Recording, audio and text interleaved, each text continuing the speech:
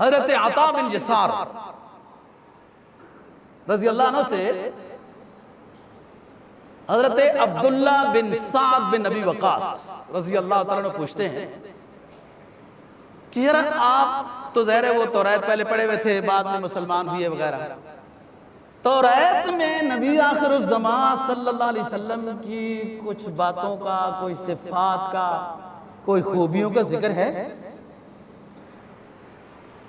تو عطا بن یسار نے کہا کہ ہے۔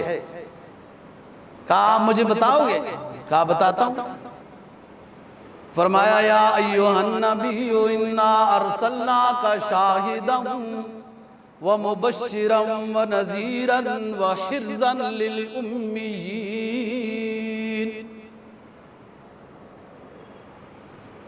انت عبدی وانت رسولی سمیتک المتوکل لیس بفظ ولا غلیظ ولا سخاب فی الاسواق ولا يدفع السیئة بالسیئة ولكن يعفو ويغفر ولن يقبضه الله تعالى حتى يقيم به الملة العوجا بأن يقولوا لا إله إلا الله محمد رسول الله ويقيم به ويفتح به أعينا عميا وأذنا صما وقلوبا غلفا۔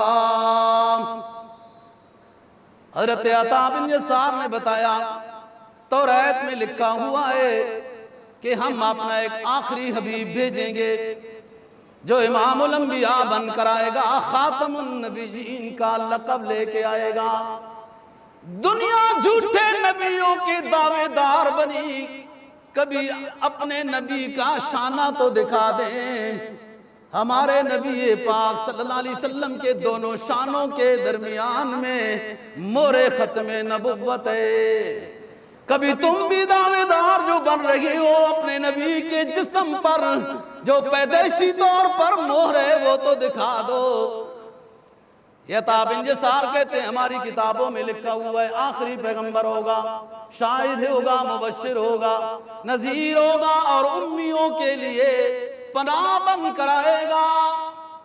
یار اپنا خطہ حجاز جو ان پڑھ تھا ان کو بچانے والا بن کر آئے گا، دعوت دے گا توحید کی۔ یہ کفر و شرک کے اندر جو گرے پڑے ہیں ان کو دعوت حق دے گا، اور یہ دعوت حق قبول کریں گے۔ ہمارا پیغمبر کبھی گالی نہیں دے گا، کبھی بے جا غصہ نہیں کرے گا۔ ہمارا آخری محبوب بازاروں میں کھڑا ہو کر کبھی اونچی اونچی آوازیں نہیں نکالے گا۔ او بدبختو، قیدیانیو، ملعونو، تمہارا جھوٹا پیغمبر تو یہ کہتا ہے کہ جو مجھے نہ مانے وہ سارے کنجریوں کی اولاد ہے۔ پیغمبر کے منہ سے کبھی گالیاں نہیں نکلیں گی۔ ہمارا آخری پیغمبر آئے گا، کبھی بے جا غصہ نہیں کرے گا، بازاروں میں کھڑے ہو کر آوازیں نہیں کسے گا۔ وَلَا يَدْفَعُ السَّيِّئَةَ بِالسَّيِّئَةِ، کسی نے کوئی تکلیف دے دی، راستوں میں کانٹے بچھا دیے، تو وہ تکلیف کے بدلے میں انہیں تکلیف نہیں دے گا بلکہ دعائیں دے گا، ہدایت کی کوشش کرے گا۔ اور جب وہ بیمار ہو جاتی ہے بڈھی تو ان کے لیے بیمار پرسی کرنے کے لیے پہنچ جائے گا۔ وہ جب پہنچا تو وہ بوڑھی جو راستے میں کانٹے بچھانے والی تھی وہ گھل گئی، غلام بن گئی، ایمان کا اعلان کر دیا۔ یہ آخری نبی کی خوبیاں ہوں گی۔ وَلَا يَدْفَعُ السَّيِّئَةَ بِالسَّيِّئَةِ وَلَكِنْ يَعْفُو وَيَغْفِرُ، اس نبی کی خوبی یہ ہوگی کہ ستانے والوں کو معاف کرے گا، عفو و درگزر اس کی خوبی ہوگی۔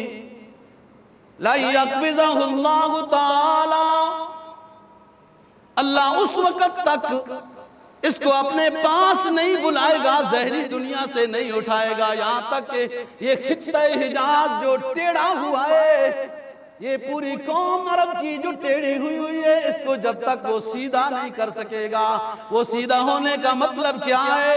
وہ تو پہلے ہی سیدھے چلتے ہیں، نہیں، وہ لات و منات و عزا کو چھوڑ کر ایک وحدہ لا شریک ذات کو ماننے والے بن جائیں گے۔ بِأَن يَقُولُوا لَا إِلَٰهَ إِلَّا اللَّهُ۔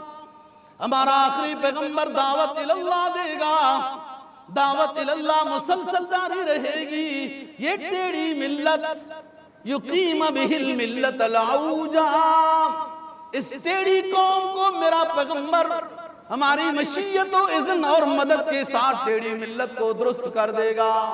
وہ کلمہ پڑھنے لگ جائیں گے جو لات و منات کو اپنا معبود بنا بیٹھے تھے، وحدہ لا شریک ذات کو اپنا معبود بنا لیں گے۔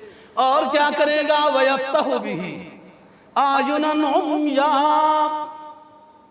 ہمارے پیغمبر کی تعلیمات میں اتنی خوبی ہوگی، نابینوں کو بینا کرے گا، بہروں کو قوت سماعت عطا کرے گا، اور جن کے دل بند ہیں ان کے دلوں کو ہدایت کے لیے کھول دے گا۔ وَيُزَكِّيهِمْ، وہ جو دشمنیاں کرنے والے تھے ہمارے پیغمبر کے کردار کو دیکھ کر پیغمبر کے محب بن جائیں گے، جو جان لینے آئے تھے وہ جان دینے والے بن جائیں گے۔